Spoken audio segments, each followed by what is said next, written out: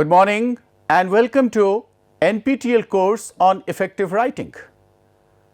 Today we are going to have the second lecture, and the second lecture comprises how effective writing is an art, how it can be developed, how there are different nuances involved into it.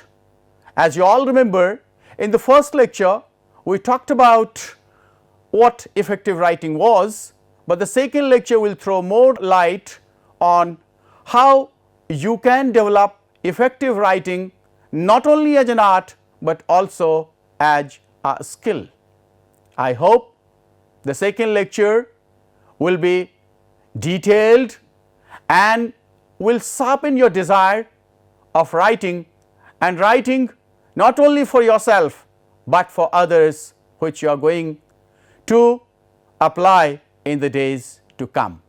So, how to protest without ever being too much reactionary, and sometimes you also have to reject. Somebody's proposal has to be rejected, somebody's application has to be rejected, somebody's say technical description has to be rejected, and you can find the fault. So, basically what I am actually aiming at is how to get exposed at different forms of writing, and all these actually require, sometimes you have to convince, sometimes you have to respond, sometimes you have to familiarize, sometimes you have to agree, sometimes you also have to agree to disagree and disagree to agree. So, how is that possible? That is possible by the way you reason with your words, that is possible by the way you describe, that is possible by the way you explain, by the way you instruct, and by the way finally you want to meet your own aim or your own game or your own say purpose.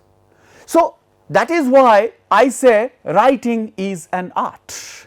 I have already said earlier that writing has to be deliberate. So, when we write, we actually have to understand that we are writing with a purpose. And how can we succeed as a writer? As a writer, not in the true sense of the term writer, but as a writer of different documents. Success in writing, my dear friends, can be reflected through the effectiveness. Now, effectiveness, how to be effective?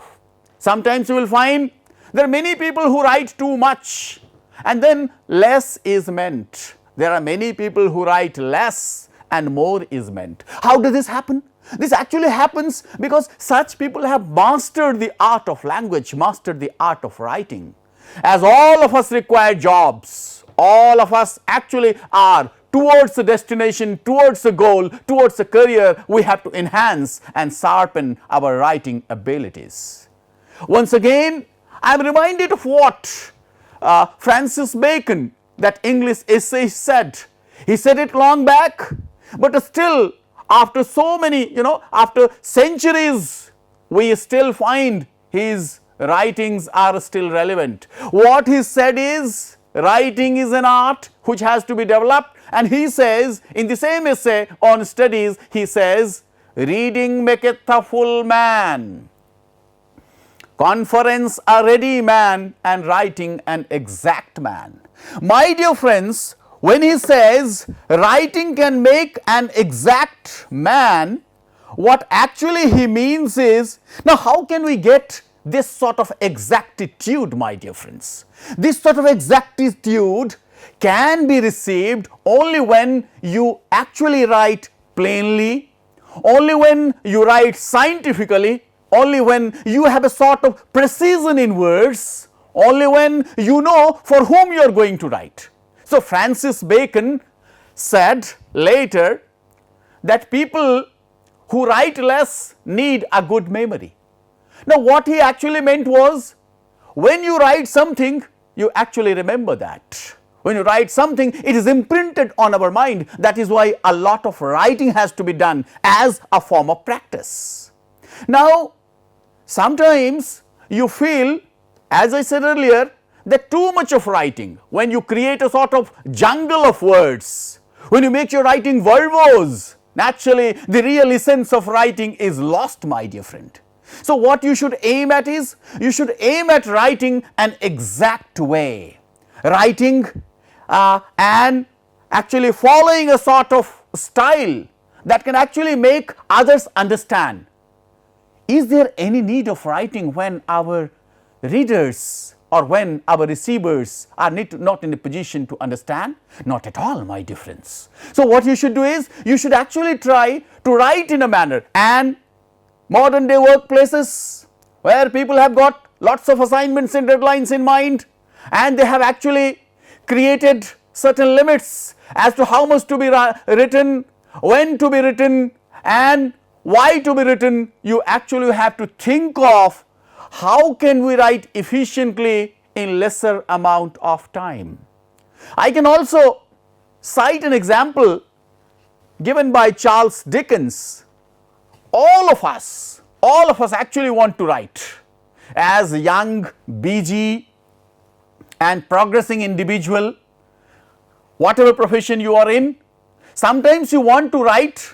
Imagine you have an innovative idea. Most of the scientists today having an imaginative idea, most of the researchers, what they do is they actually write, and they also want to see their writing in print. It is difficult, of course, when you see your first manuscript in print, when you see your first writing in print, of course it is challenging. And you know, a famous writer named Charles Dickens, a Victorian age writer, you might remember one of his very famous works, A Tale of Two Cities.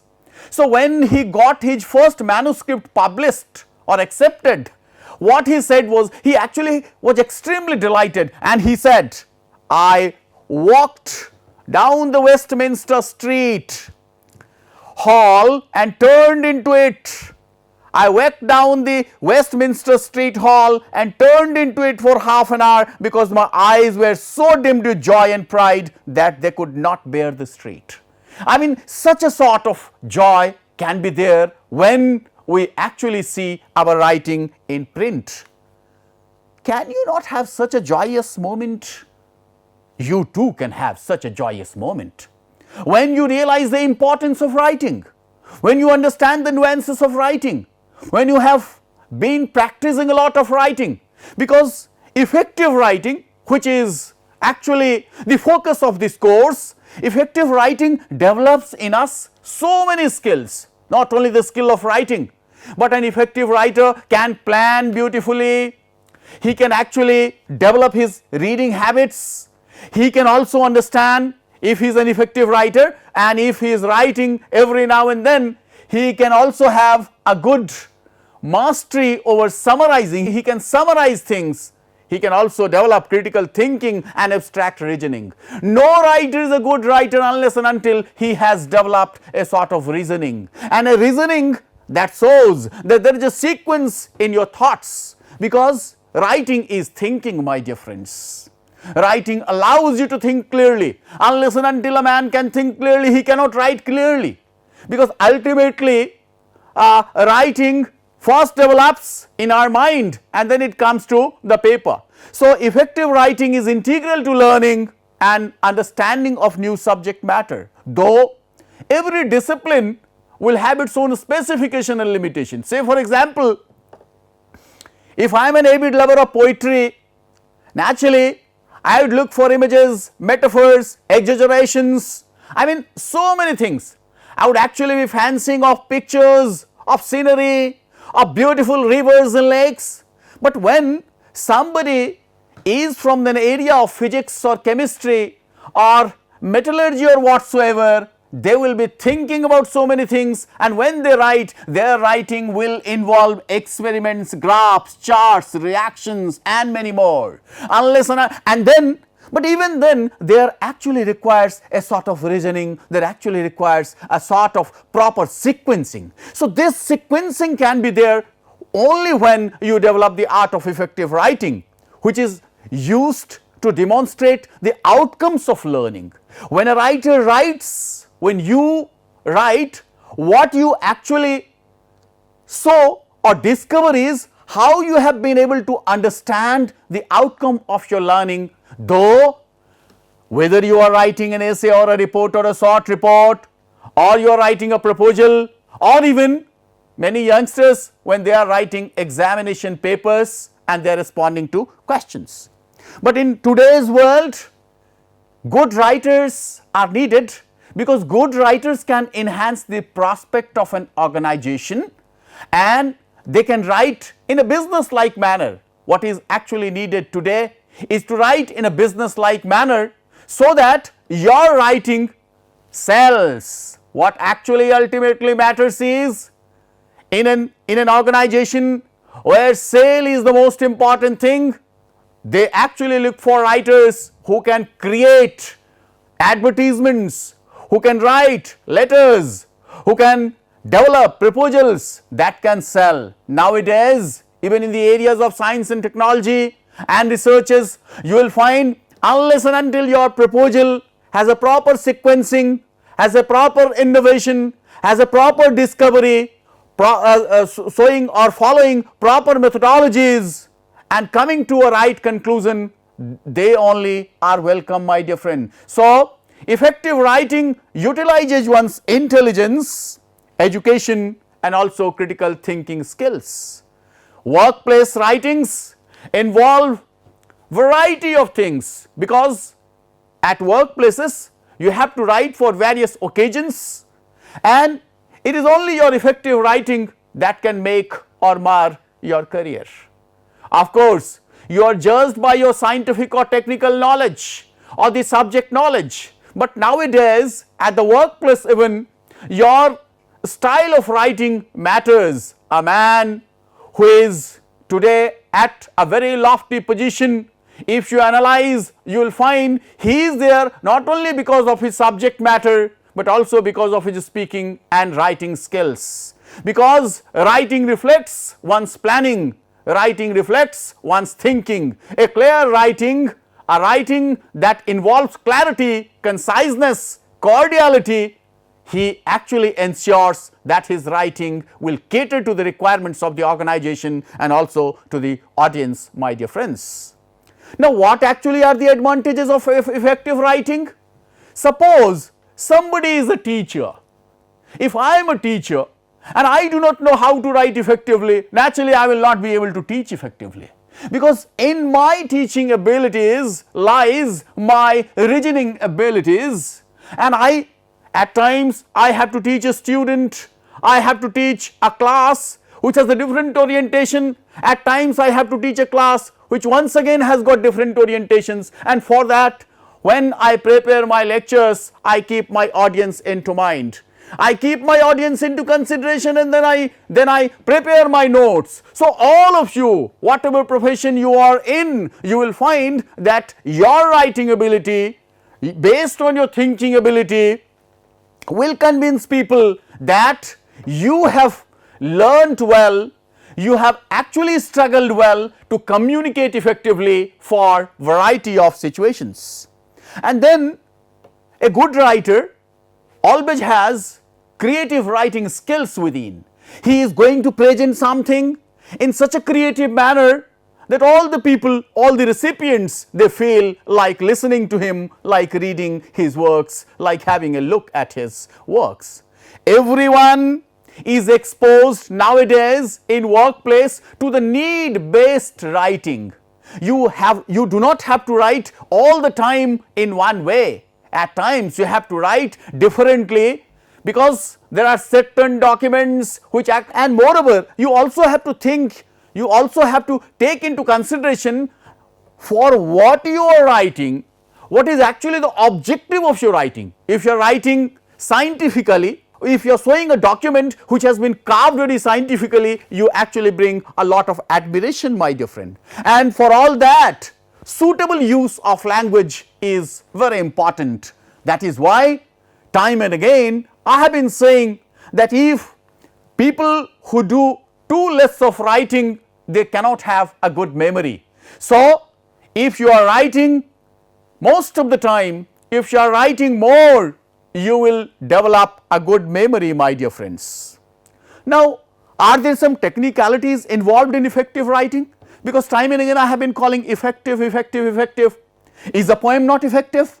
Is an essay not effective? Is a report not effective? But what actually are the technicalities? Effective writing actually reflects our logical thinking. As I said earlier, Your writing is the result of your clear thinking. Unless and until you think clearly, you cannot write effectively. Moreover, one of the technicalities of effective writing is that it has to be less verbose. It should not be too wordy. If your writing is too wordy, people often will get confused. Nobody wants to get a content or a message or a piece of writing which actually is too much time taking, yet they give too less. Unless and until a writing is audience centered, as I have already said, you have to think about for whom you are writing, because everyone's backgrounds will be different. Even two people working in the same organization, two friends working in the same institution may not be having the same background. It is actually the background, the age, experience and exposure, all that result into making your writing and making your communication effective. And effective writing also ensures clarity and consistency. I mean, consistency of thought. You read a book and you actually want to finish it. Why? The book has got the capacity to involve you. It has been written in such a meticulous manner that throughout you feel involved. The moment you come to the end of the book, you feel, oh, it was worth reading, it was worth purchasing, it was worth buying. So, effective writing allows a smooth flow of reading.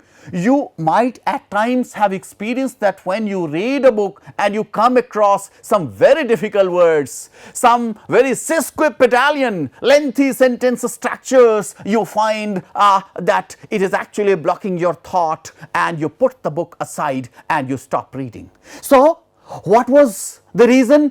The reason was that the writer failed as writing effectively. So, in order to ensure effective writing, it also has to see that it does not block the reader's thought processes or reader's reading. As I have been saying, that language plays a very vital role in making you write effectively, isn't it? So, sometimes when you do not think about your audience's background, what do? You actually write very unscrupulously, meaning thereby you have less consideration for your readers.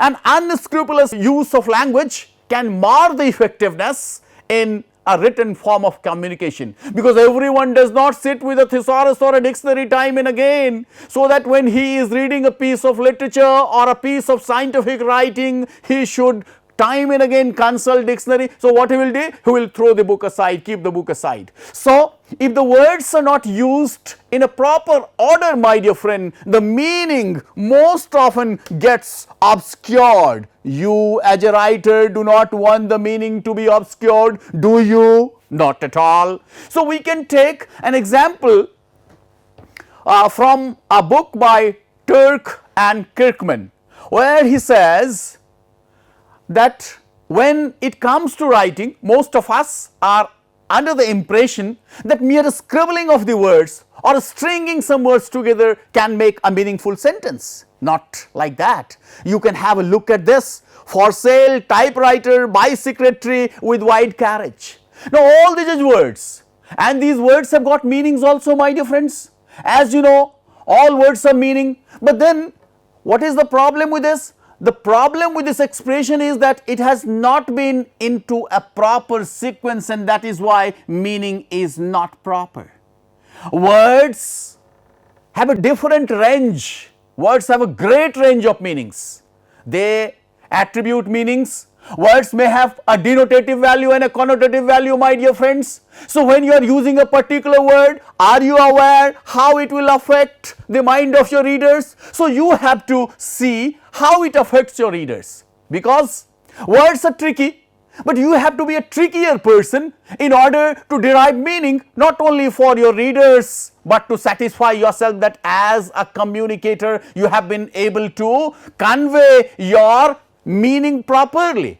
You can also have a look at the other sentence where the proper structure has not been made. So, what I mean to say is that not only the words, but the composition of the words, the structuring of the words, the layout of the words, the meaning that you are trying to implant into those words, they actually will lead to making your writing effective. So when you are writing without having a consideration for your readers, writing will not be effective, my dear friends. So what are the things that can be done in order to make our language effectively or in order to write effectively? First is that when you know for whom you are writing, you must understand that it is always better to make use of language very directly. Sometimes there are many people who think that if they write big words, if they use big words, people will have a better impression of themselves. No, my dear friends. When my message does not get across because I have clothed it in a very circumlocuous way, what is the purpose of my making use of a good word? I am perhaps spoiling that word. And people most are after easy to understand language. So you also have to see that you have used a language that is easy to understand. And how is that possible? Keep yourself in the position of the reader and think, as a normal ordinary reader, can you understand it? So if you have done this, then perhaps you are successful. And then comes the choice of words. As I said, words have got a range of meaning. One word may have got different meanings. Now you have to decide which word will be suitable in which situation, because unless and until a word is used in a proper context, the meaning cannot be found, rather the purpose of writing is defeated. So we will have a complete lecture on how we can make a proper use or a proper choice of words in a particular document. And then what is actually another suggestion is, one must use words as per the needs. You will sometimes come across paragraphs which are very long, and when you are writing such a paragraph, don't you think that the readers will develop a sort of difficulty when they are reading? They will not be able to have a sort of eye relief. Actually, most of us have to make adequate use of words to achieve our purpose. Use words only as much as possible, but do not sacrifice the meaning when you are trying to be precise. As Bacon says, you have to be exact. So when he says exact, what actually he means is make use of plain language so that everybody can understand. On another occasions, you might also give a thought to that how can you guard yourself against certain roadblocks. What are these roadblocks? These roadblocks are the dangers which are ahead, and these roadblocks actually appear as a sort of difficulty in the way of reading. Difficult and pompous words. I am giving a lecture here and I say that I am a teacher, but suppose I use a word like I am a pedagogue. So what will happen? Though many of you will understand, but there are also many who will not understand the meaning of pedagogue. So if I write it that as a pedagogue, it is my responsibility to implant meanings in my sesquipedalian talks, will you ever understand, my dear friend? Not many of you. So what is actually the need of the hour is that don't go after words which actually sound too much but then mean too less. Also try to avoid the use of roundabout expressions. These roundabout expressions are, in literature, of course, make an abundant use of roundabout expressions, but then this is not possible when you are writing something specifically for the purposes of organization. You actually have to be rational, you have to be scientific, my dear friends, and also avoid lengthy and convoluted constructions, because these lengthy constructions sometimes confuse the readers. The readers are not able to understand where the verb is, where the adjective is, and sometimes there are many people who actually load their sentences with lots of unnecessary adjectives. This habit also has to be dropped, otherwise it will become difficulty, it will actually pose difficulty to readers. So you have to guard yourself against roadblocks. There are certain ways to develop effective writing skills. What are these ways? What are these ways to develop effective writing skills?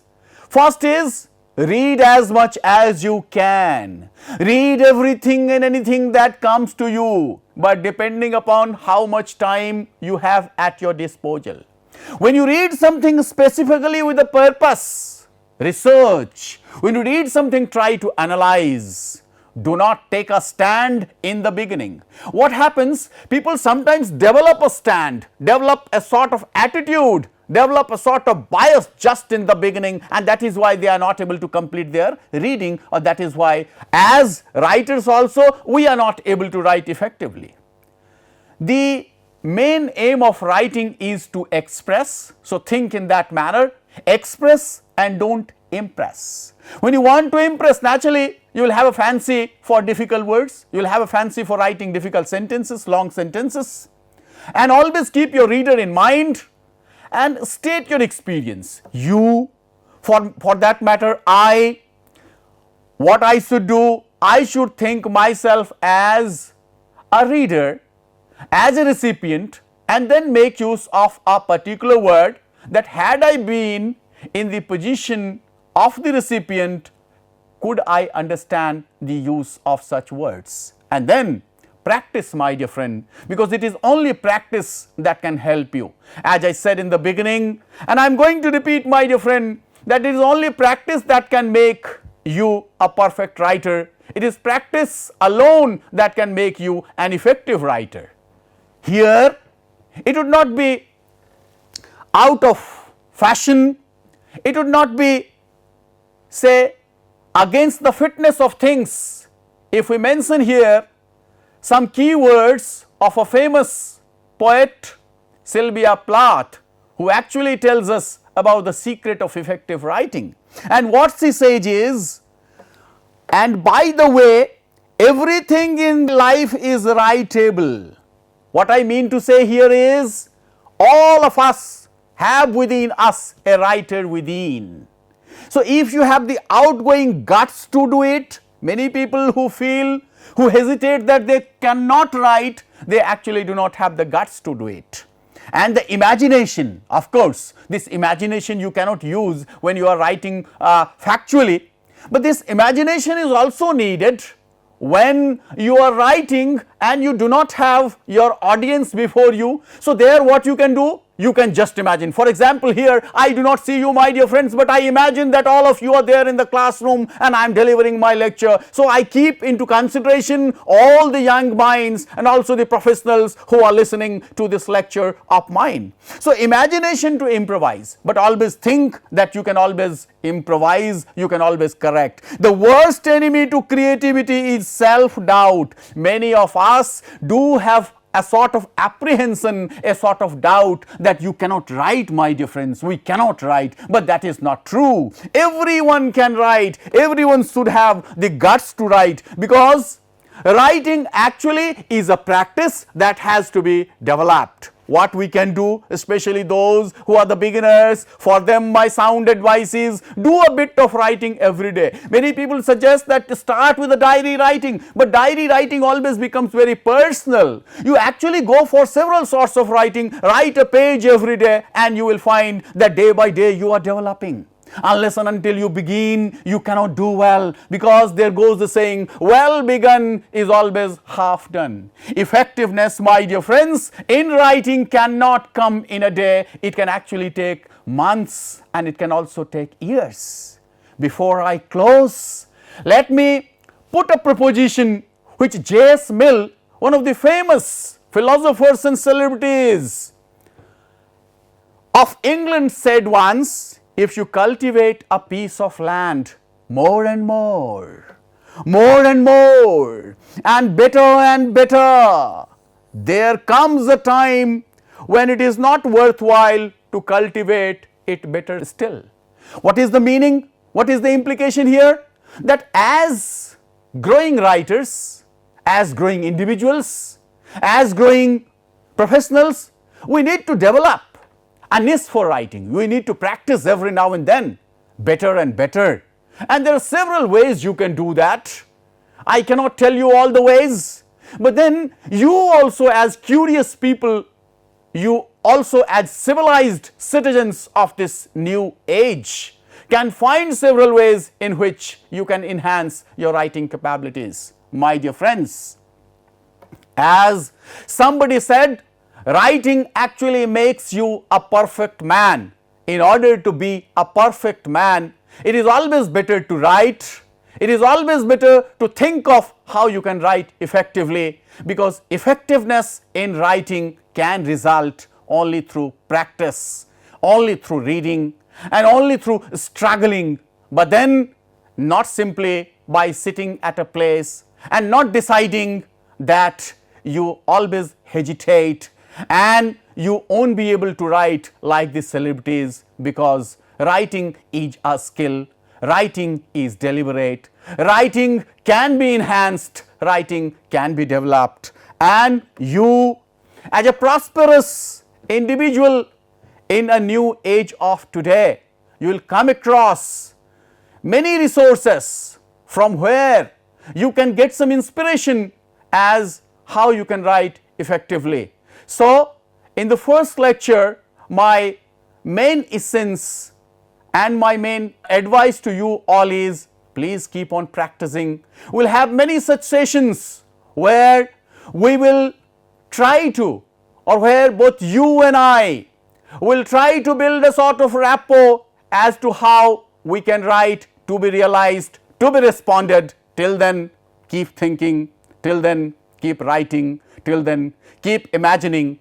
And till then, keep thinking. Not only that all those writers who have been precious, who have been celebrities, who have been famous, they did not become famous in one day, but they also took years. You can also take years, and you can also grow. Thank you very much. Wish you all a good day.